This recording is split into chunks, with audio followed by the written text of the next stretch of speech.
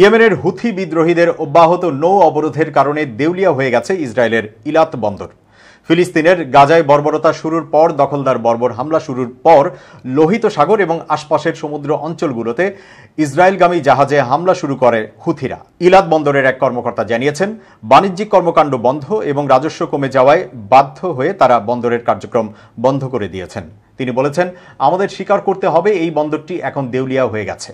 গত কয়েক মাসে এখানে মাত্র একটি জাহাজ এসেছে। ইয়েমেনিরা এই বন্দরটিকে কার্যত বন্ধ করে দিয়েছে। বন্দরটির কার্যক্রম সচল রাখতে এই মাসের শুরুতে ইসরায়েলি সরকারের কাছে আর্থিক সহায়তা চেয়েছিল ইলাত বন্দর কর্তৃপক্ষ।